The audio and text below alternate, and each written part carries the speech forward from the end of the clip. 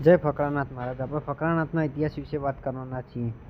જોગી જમરાળા તના તને નમીએ ફકરાનાથ, વિહામો સેવકનો વડો એ તો સાધુ છે સમ્રાટ। સેવક કાજ સુધરવા જેના પરચા અપરંપાર, બેલી દિન દુખિયા તણો અબલાનો આધાર। વળી રાજા રંગ ફકીર, વડા કોઈ સાહુકાર, શીશ નામે છે જમરાળાનો જોગી, સૌને અગણિત આશીષ આપે છે। કાપે સૌના કષ્ટ, દયાળુ વીર ધીર વરદાયક છે। અશરણ શરણ આશરો સહુનો ફકડો નાથ, સહાયક છે। જે ધરતીના આકરા પાણીએ સિંહો ઉછરે છે, જેના તપ અને ત્યાગ ટેક અને શૌર્ય જગત આખામાં મશહૂર છે, એવી આ સૌરાષ્ટ્રની ભૂમિ પર કઈક સંતો અને ભક્તો, સતીઓ અને શૂરવીરો થઈ ગયા છે।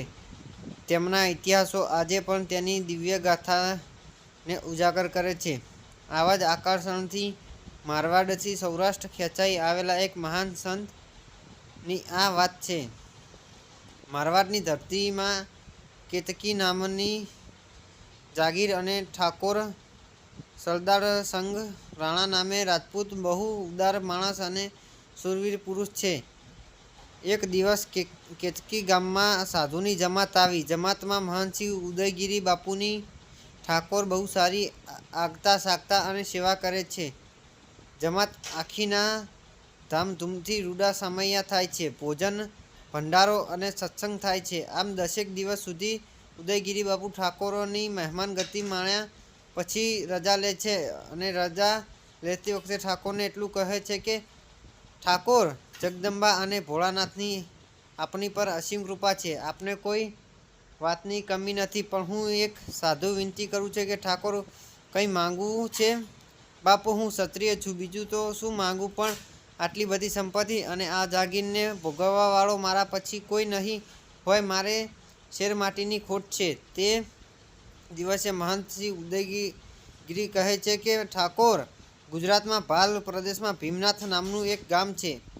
ભોળિયો નાથ ભીમનાથ ત્યાં બિરાજે છે। તમે તેમની માનતા માનો, તમારે ત્યાં એક નહીં પણ 2 દીકરા થશે। ભીમનાથ મહાદેવ જરૂર કૃપા કરશે। મારું સાધુનું આ વચન આશીર્વાદ છે।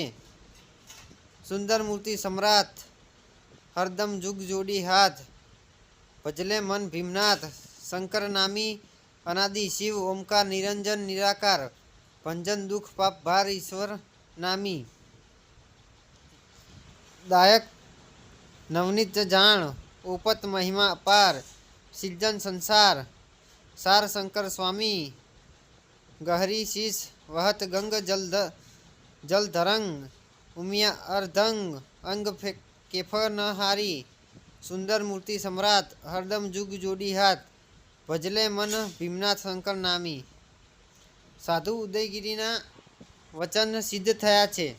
ભીમનાથ મહાદેવની કૃપાથી ઠાકોરને ત્યાં 2 દીકરા થયા। મોટાનું નામ ફતેહસિંહ અને નાનાનું નામ નાથુસિંહ રાખ્યું છે। બંને દેવના અંશ જેવા રૂપ અને ગુણોના ભંડાર છે। બાળકો 11 વર્ષના થતાં ઠાકોર ભાલ પંથકનું પ્રસિદ્ધ દેવળ ભીમનાથ મહાદેવની માનતાએ આવ્યા છે।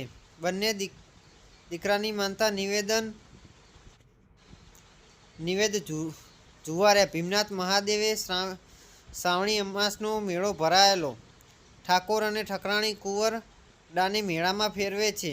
રાસ મંડળીઓ જાદુના ખેલ ફજેત ફાળકાની મોજ લેતા કુંવરડાઓના કાને વાત સંભળાય છે કે રંગપુર ગામે રામગર નામના એક મહાન પ્રતાપી સિદ્ધ સંત બિરાજે છે।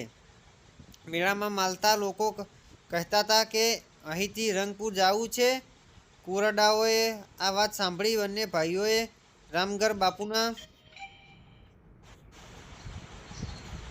પરચાની વાત સાંભળી એટલે હઠ લીધી કે અમારે પણ આ બધા સાથે રંગપુર જાવું છે અને રામગર બાપુના દર્શન કરવા છે। ઠાકોર બેઉ બાળકને લઈ રંગપુર આવ્યા। બાપુ રામગરજીના દર્શન કરે છે। બેય કુંવરડા બાપુ રામગરજીને પાય લાગણ કરે છે।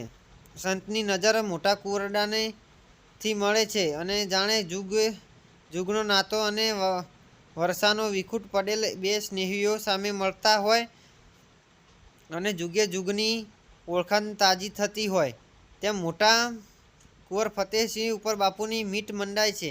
રામગર બાપુ પૂછે છે કે ક્યાં નામ હે બેટા? ત્યાં ફતેહસિંહ અને નાથુસિંહ ઓળખાણ આપે છે કે મારું નામ ફતેહસિંહ ને નાનાનું નામ નાથુસિંહ છે. અરે વાહ ઠાકોર, ये फतेहसिंह तुम्हारी फतेह जरूर करेगा, बड़ा फकड़ा है तेरा कुंवर हो. રામગર બાપુના મોઢામાંથી બે વ્યાન નીકળ્યા. બેટા ફકડા, બડા ફકડા હે, બડા ફકડા હે, વાહ ફકડા વાહ. રામગર બાપુ બંને કુંવરોના માથે હાથ મૂકી ખૂબ જ રાજી થયા. એકાદ દિવસ રોકાયા. ઠાકોર વતન જવા નીકળ્યા. ફતેહસિંહ હઠ લીધી કે બાપુ શા મારે તો રામગર બાપુ પાસે રોકાવું છે, હું નહીં આવું, મારે અહીં જ રહેવું છે. ઠાકોર મૂંઝાણા. કેમ કરીને કુંવરને સમજાવે છે કે બેટા તારી ઉંમર હજુ નાની છે, મોટો થા પછી ખુશીથી જાતે આવજે. જેમ તેમ કરીને કુંવરને મનાવ્યા અને સૌ મારવાડ જવા નીકળ્યા. મારવાડ આવીને ફતેહસિંહ રામગર બાપુ ભૂલાતા નથી. સવાર સાંજ બાપુનું નામ રટ્યા કરે છે. સાધુ સંતોને મળવાનો, સત્સંગ સાંભળવાનો શોખ વધ્યો છે. ગામમાં આવેલ શિવ મંદિર એકલા પલાઠી વાળીને કલાકો સુધી બેઠી રહે છે.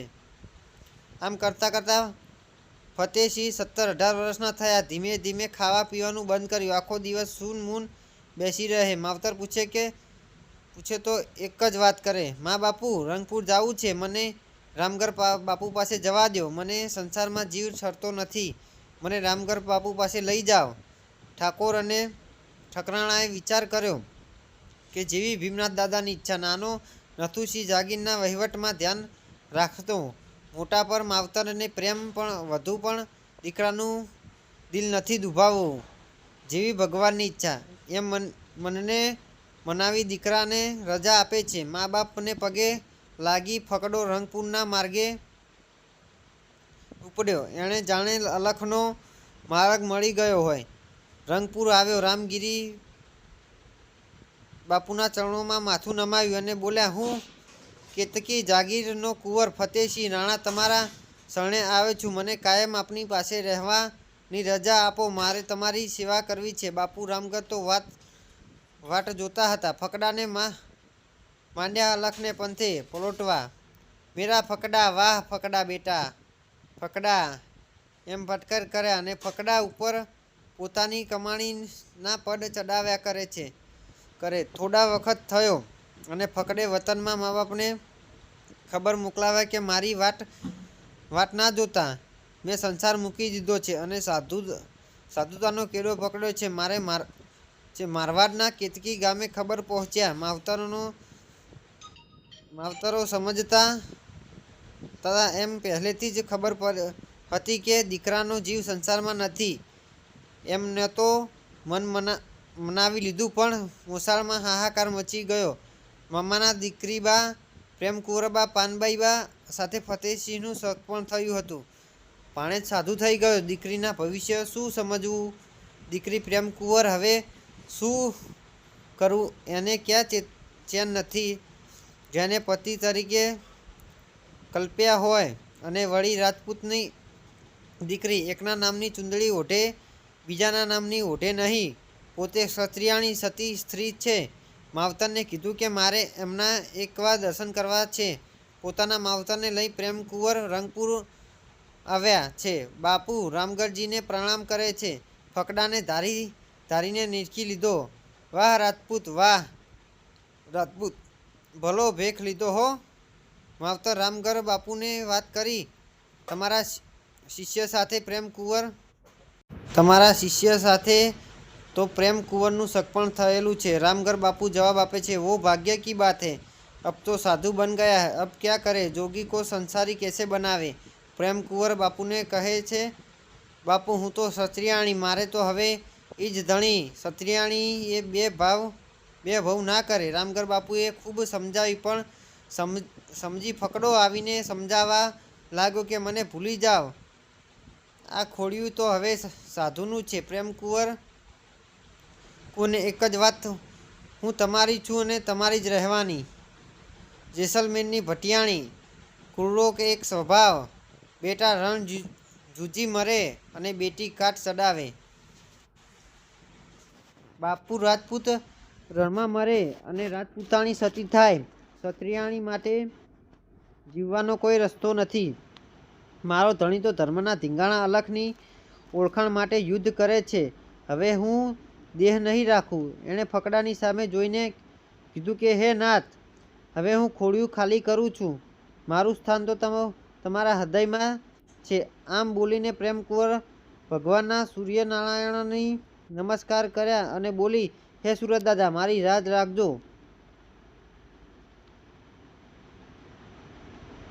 મન, વચન અને કર્મથી મારું પણ પાડ્યું હોય તો મને મન ગમતું મોત આપજો. અને જોત જોતામાં પ્રેમકુંવરના પગમાં, જમણા પગમાં અંગૂઠે આગની જ્વાળા નીકળી. સૌ આભા બની જોઈ રહ્યા. ભળ અગ્નિની જ્વાળાઓમાં પ્રેમકુંવરનું શરીર લપેટાઈ ગયું.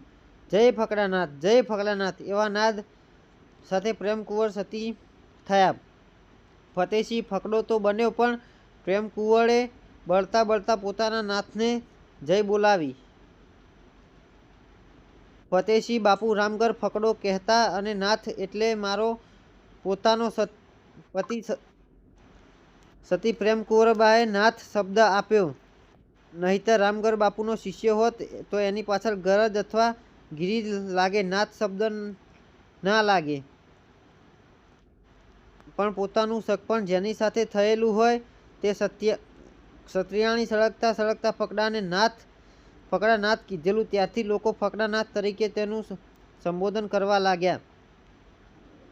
પ્રેમકુંવરબા સતી થયા પછી પહેલી કાળી ચૌદશ દિવસે રામગઢ બાપુએ હનુમાનજીને ચડાવવા ચોળો, તેલ, સિંદૂર તૈયાર કરાવી ફકડાનાથને આપ્યું.